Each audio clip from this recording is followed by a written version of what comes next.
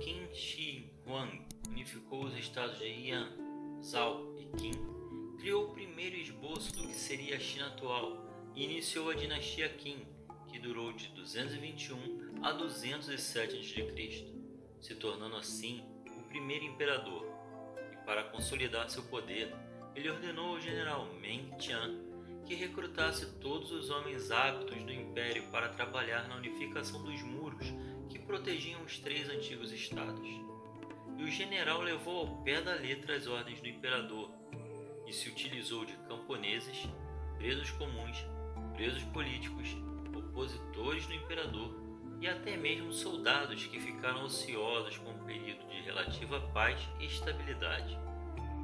A construção se deu sob o clima rigoroso das montanhas. Os homens mal vestidos, famintos e tratados como escravos acabavam morrendo de frio e exaustão. Calcula-se que 3 milhões de homens trabalharam nessa primeira fase da obra, e isso na época equivalia a 70% da população chinesa, e destes, mais de 1 milhão morreu durante a obra.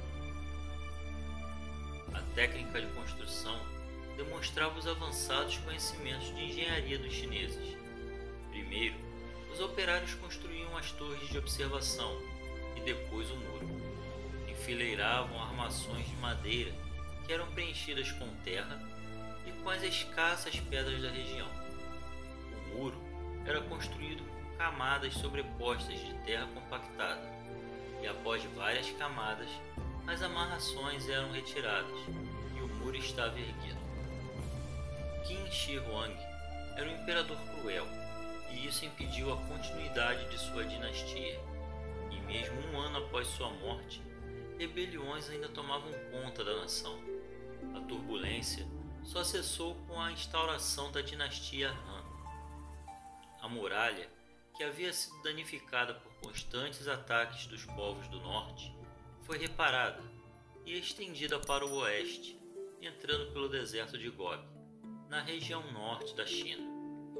Além da defesa da fronteira imperial, a ampliação da muralha visava proteger a rota usada por comerciantes que iam da China até o mar Mediterrâneo, conhecida como Rota da Seda. Durante a dinastia Han, este caminho firmou os primeiros contatos da China com o exterior, através do comércio de seda, pedras preciosas e especiarias. As técnicas de construção e reparo eram as mesmas da dinastia Qin, mas na dinastia Han, um sistema de comunicação através de sinais de fumaça foi instaurado para passar informações sobre as batalhas. Uma coluna de fumaça significava que aquela seção da muralha estava sendo atacada por menos de 500 homens. Se fossem 2 colunas, eram menos de 3.000. 4 colunas eram a partir de 10.000 soldados. E durante a noite, os sinais eram feitos com fogo.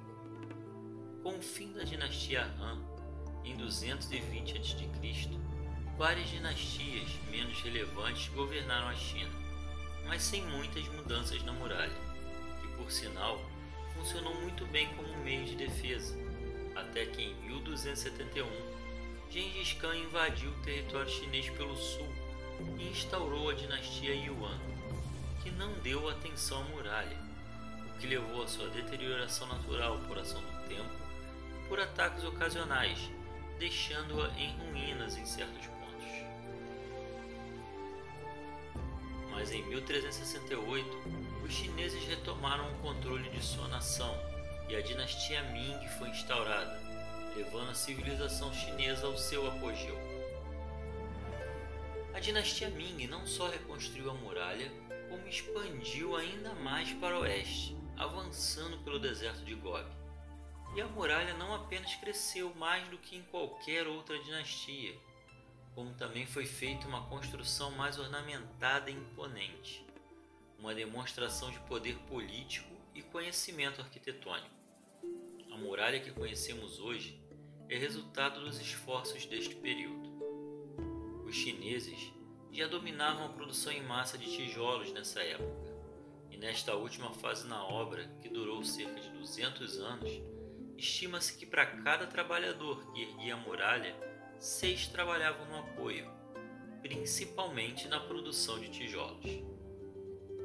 As torres foram preparadas para que os soldados pudessem se alojar, guardar seu equipamento e mantimento necessário para lhe servirem. Com o final da dinastia Ming, a sociedade começou sua transformação do período feudal para o mercantilista. Povoados de artesãos e comerciantes se formavam fora dos feudos. Houve um aumento do comércio e do número de homens livres, e aos poucos a muralha foi perdendo sua utilidade e foi abandonada na dinastia Qing em 1664. A partir de 1978, quando o turismo começou a se desenvolver rapidamente na China, algumas partes da muralha foram reparadas e preparadas para a visitação, mas a maior parte da muralha, especialmente os trechos mais próximos ao deserto de Gobi, permanecem em ruína. Atualmente, 3 setores da muralha têm infraestrutura para receber os turistas, todos originalmente construídos na dinastia Ming. O setor de Badaling, a 70 km a nordeste de Pequim, com muros de 7,8 metros de altura e 5,8 metros de largura. A 10 km de distância está a passagem dos trabalhadores recrutados, cuja porta em arco é decorada com estruturas de elefantes, leões, pássaros, flores e reis. O setor de Mutianyu, a 70 km noroeste de Pequim, é um dos mais visitados por causa de suas torres localizadas no topo das montanhas. O setor Gubeiku é um dos mais bonitos, originário da dinastia Qin, mas é menos estruturado para o turismo. Ele possui 2 divisões. Na Jinsanglin é possível ver ruínas das muralhas, e na Simantai, com 3 km de extensão, há 35 fortes de batalha no alto das montanhas, e a Torre Beacon.